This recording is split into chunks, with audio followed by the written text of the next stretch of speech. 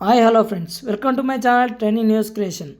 మగతనం అంటే ఎలక్షన్ గెలవడం కాదు, రేవంత్పై కేటీఆర్ ఫైర్. బీఆర్ఎస్ నాయకత్వంపై అడ్డగోలు వ్యాఖ్యలు చేస్తున్న సీఎం రేవంత్ రెడ్డిపై బీఆర్ఎస్ వర్కింగ్ ప్రెసిడెంట్ కేటీఆర్ నిప్పులు చెరిగారు. మగతనం అంటే ఎలక్షన్ గెలవడం కాదు, ఇచ్చిన మాట నిలబెట్టుకోవడం అని కేటీఆర్ చెప్పారు. కరీంనగర్లో ఏర్పాటు చేసిన బీఆర్ఎస్ కథన బేరీ సన్నాహక సమావేశంలో కేటీఆర్ పాల్గొని ప్రసంగించారు. రాష్ట్రంలో కాంగ్రెస్ ప్రభుత్వం ఏర్పడి ఇవాళకి 90 రోజులు అవుతుంది. మరో 10 రోజులు అయితే 100 రోజులు పూర్తవుతుంది.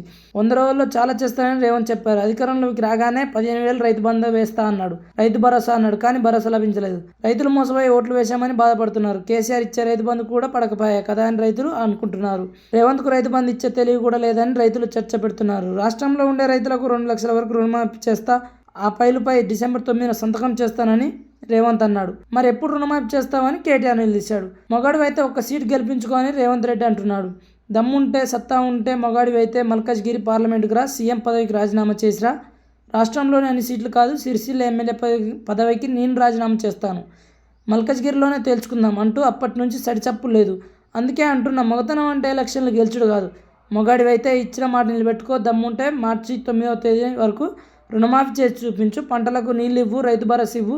దమ్ముంటే ఈ పనులు చేసి చూపించు. నోటికొచ్చిన సొల్లు పురాణం చెప్పుడు కాదు, ప్రజలను కించపరిచే విధంగా చిల్లర మాటలు మాట్లాడడం కాదు. ప్రజలు మంట మీద ఉన్నారు, కొత్త ప్రభుత్వం ఆగం చేసిందనే కోపం మీద ఉన్నారు అని కేటీఆర్ తెలిపారు.